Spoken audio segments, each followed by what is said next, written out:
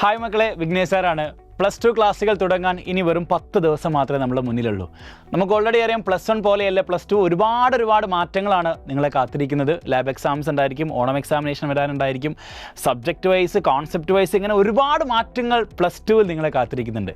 തീർച്ചയായിട്ടും +2ലേക്ക് ജൂൺ 1-ാം തീയതി സ്കൂളിലേക്ക് ചെല്ലുന്ന സമയത്ത് എങ്ങനെയായിരിക്കണം ജൂൺ മാസം മുതൽ നമ്മൾ ഓരോ സബ്ജക്റ്റിനെയും അപ്രോച്ച് ചെയ്യേണ്ടത്, എങ്ങനെയാണ് ഓരോ സബ്ജക്റ്റുകളിലെയും മാർക്കുകൾ നമ്മൾ എളുപ്പത്തിൽ സ്കോർ ചെയ്യേണ്ടത്, ഇങ്ങനെയുള്ള കാര്യങ്ങളെക്കുറിച്ചുള്ള ഒരു ധാരണ ആദ്യം നിങ്ങൾക്ക് ഉണ്ടാകുന്നത് വളരെ പ്രധാനപ്പെട്ടതാണ്. സോ ഈ വീഡിയോയിൽ നമ്മൾ ഡിസ്കസ് ചെയ്യാൻ വേണ്ടി പോകുന്നത് എങ്ങനെയാണ് +2 ക്ലാസ്സുകളിൽ ഏറ്റവും മികച്ച രീതിയിൽ മാർക്ക് സ്കോർ ചെയ്യാം, അതിനെന്തൊക്കെയാണ് നമ്മൾ ചെയ്യേണ്ടത് എന്നതിനെക്കുറിച്ച് നമുക്ക് ഡീറ്റെയിൽഡ് ആയിട്ട് ഡിസ്കസ് ചെയ്യാം. +1-ൽ ഭൂരിഭാഗം പേർക്കും ഇല്ലാത്ത ഒരു കാര്യമാണ് ടൈം ടേബിൾ പ്രകാരം പഠിക്കുക എന്ന് പറഞ്ഞു കഴിഞ്ഞാൽ. മക്കളെ, +2-ൽ നിങ്ങൾ ആദ്യം ചെയ്യേണ്ടത് ഒരു ടൈം ടേബിൾ സെറ്റ് ചെയ്യുക എന്നുള്ളതാണ്. അപ്പോൾ +2 ക്ലാസ്സുകളിലേക്ക് ചെല്ലുന്ന സമയത്ത് നിങ്ങൾക്ക് പ്രോപ്പറായിട്ടൊരു ടൈം ടേബിൾ ഉണ്ടായിരിക്കണം. ആ ടൈം ടേബിൾ വെച്ചുകൊണ്ടായിരിക്കണം ഡെയിലി നിങ്ങൾ പഠിക്കേണ്ടത്. ഇനി പഠിക്കുക എന്ന് പറയുന്ന സമയത്ത് പല രീതികളിലാണ് ഓരോ ആളുകളും പഠിക്കുന്നത്, അല്ലേ? ചില ആൾക്കാർ പുസ്തകം എടുത്ത് വെച്ച് ഇങ്ങനെ വായിക്കുന്നവരുണ്ടായിരിക്കും, ചില ആൾക്കാർ പ്രോബ്ലം ഇങ്ങനെ വർക്കൗട്ട് ചെയ്യുന്നവരുണ്ടായിരിക്കും. സോ നിങ്ങൾ ആദ്യം ചെയ്യേണ്ടത് ടൈം ടേബിൾ പ്രകാരം കോൺസെപ്റ്റുകൾ പഠിക്കുകയാണ് വേണ്ടത്. കോൺസെപ്റ്റ് പഠിക്കുക എന്ന് പറയുന്ന സമയത്ത് നമുക്കറിയാം കൃത്യമായിട്ടുള്ള ഷോർട്ട് നോട്ടുകൾ പ്രിപ്പയർ ചെയ്യുക. തിയറി ആണെന്നുണ്ടെങ്കിൽ, പ്രോബ്ലം സൈഡ് ആണെന്നുണ്ടെങ്കിൽ 1-2 പ്രാവശ്യം പ്രോബ്ലംസ് വർക്കൗട്ട് ചെയ്യുക, അല്ലെങ്കിൽ പഠിച്ചെടുക്കുന്ന തവണ വരെ നമ്മൾ എന്ത് ചെയ്യുക, പ്രോബ്ലംസ് വർക്കൗട്ട് ചെയ്തുകൊണ്ടേ ഇരിക്കുക. കീവേഡ്സുകൾ മനസ്സിലാക്കി വെക്കുക, അത് നോട്ട് ചെയ്യേണ്ടടുത്ത് കൃത്യമായിട്ട് നോട്ട് ചെയ്യുക. നിങ്ങൾ ഏത് മെറ്റീരിയലാണോ റെഫർ ചെയ്യുന്നത് ആ മെറ്റീരിയൽ കൃത്യമായിട്ടൊന്ന് ഹൈലൈറ്റ് ചെയ്തുകൊണ്ട് വെക്കുക.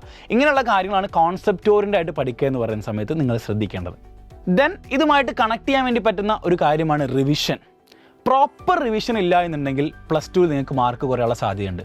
കാരണം നമുക്ക് ഒരു സബ്ജക്റ്റിലെ ഒരു ചാപ്റ്റർ പഠിച്ചതിന് ശേഷം മറ്റൊരു ചാപ്റ്ററിലേക്ക് നമ്മൾ കടക്കുന്നു. പ്രോബബ്ലി ഒന്നാമത്തെ ചാപ്റ്ററിൽ പഠിച്ച സംഗതികൾ പലതും മറന്നു പോകാനുള്ള ചാൻസസും വളരെ കൂടുതലാണ്. അതുകൊണ്ടാണ് റിവൈസ് ചെയ്യണം എന്ന് പറയുന്നത്. റിവൈസ് ചെയ്യുക എന്ന് പറയുന്ന സമയത്ത് ശ്രദ്ധിക്കേണ്ടത് റെഗുലറായിട്ട് റിവൈസ് ചെയ്യണം, അല്ലേ?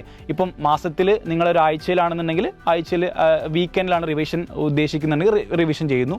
അതിനുശേഷം പിറ്റത്തെ മാസമാണ് നിങ്ങൾ റിവിഷൻ ചെയ്യുന്നുണ്ടെങ്കിൽ യാതൊരു ബെനിഫിറ്റും അതുകൊണ്ട് കിട്ടാൻ വേണ്ടി പോകുന്നില്ല. അതുകൊണ്ട് നിങ്ങൾ ചെയ്യേണ്ടത് വീക്ക്ലി വൺസ് എങ്കിലും എന്ത് ചെയ്യുക, റിവിഷന് വേണ്ടിയിട്ട് മാറ്റി വെക്കുക. മറ്റൊരു പ്രധാനപ്പെട്ട ഒരു കാര്യമാണ് ക്വസ്റ്റ്യൻ പേപ്പേഴ്സ് അല്ലെങ്കിൽ ക്വസ്റ്റ്യൻസ് വർക്കൗട്ട് ചെയ്യുക എന്നുള്ളത്. തീർച്ചയായിട്ടും പ്രീവിയസ് ഇയർ ക്വസ്റ്റ്യൻ പേപ്പറൊക്കെ തന്നെ നമുക്ക് അവൈലബിൾ ആയിരിക്കും. സോ ആ ക്വസ്റ്റ്യൻ പേപ്പർ നിങ്ങൾക്ക് പരിചയപ്പെടാം. ഒപ്പം തന്നെ നിങ്ങൾ ചെയ്യേണ്ട ഒരു കാര്യം, ഓരോ കോൺസെപ്റ്റ് പഠിക്കണമെന്ന് നേരത്തെ ഞാൻ പറഞ്ഞിട്ടുണ്ട്. അതോടൊപ്പം തന്നെ ആ കോൺസെപ്റ്റ് ബേസ്ഡ് ആയിട്ട് ചോദിച്ചിട്ടുള്ള ചോദ്യങ്ങൾ ഉണ്ടായിരിക്കും. അത് കൃത്യമായിട്ട് എന്ത് ചെയ്യുക, ഓരോ കോൺസെപ്റ്റ് അല്ലെങ്കിൽ ചാപ്റ്റർ പഠിച്ചു കഴിഞ്ഞ സമയത്ത് എന്ത് ചെയ്യുക, ക്വസ്റ്റ്യൻസ് വർക്കൗട്ട് ചെയ്യുക. That means previous year questions ആവാം, എക്സ്പെക്റ്റഡ് ക്വസ്റ്റ്യൻസ് ആവാം, അങ്ങനെ ഒരുപാട് സെറ്റ് ഓഫ് ക്വസ്റ്റ്യൻസ് എന്ത് ചെയ്യുക, പ്രാക്ടീസ് ചെയ്യുക എന്നുള്ളത് വളരെ പ്രധാനപ്പെട്ടതാണ്. ഇപ്പോൾ നമ്മുടെ എക്സാം പാറ്റേൺ ഒക്കെ ഒരുപാട് ചേഞ്ചസും കാര്യങ്ങളൊക്കെ +2-ൽ എത്തുന്ന സമയത്ത് മാറുന്നുണ്ട്. സോ അതൊക്കെ ഈ ക്വസ്റ്റ്യൻസ് പ്രാക്ടീസ് ചെയ്യുന്നതിലൂടെ നിങ്ങൾക്ക് എന്താക്കാൻ വേണ്ടി പറ്റും, മറികടക്കാൻ വേണ്ടി സാധിക്കും. സാധാരണഗതിയിൽ എല്ലാവർക്കും കുറേ സമയം ഇരുന്ന് പഠിക്കാൻ ഭയങ്കര ബുദ്ധിമുട്ടായിരിക്കും.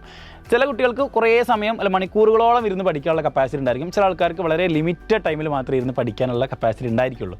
അവർ ചെയ്യേണ്ട ഒരു കാര്യം എന്ന് വെച്ച് കഴിഞ്ഞാൽ, ഇപ്പം നമ്മുടെ ഫ്രണ്ട്സൊക്കെ ഉണ്ടായല്ലോ, അപ്പോൾ ഈ ഫ്രണ്ട്സുമായി ബന്ധപ്പെട്ട കാര്യങ്ങൾ, ഫ്രണ്ട്സ് എന്തെങ്കിലും ഡൗട്ടൊക്കെ ചോദിക്കുകയാണെന്ന് വിചാരിക്കുക, അല്ലെങ്കിൽ പ്രോബ്ലമായി ബന്ധപ്പെട്ട എന്തെങ്കിലും ഡൗട്ടോ അല്ലെങ്കിൽ ഏതെങ്കിലും കോൺസെപ്റ്റ് നിങ്ങളോട് ചോദിക്കുകയാണ്, നിങ്ങൾക്ക് അറിയോ, അത് പറഞ്ഞുതരാൻ വേണ്ടി സാധിക്കുമോ എന്നൊക്കെ ചോദിക്കുകയാണ്.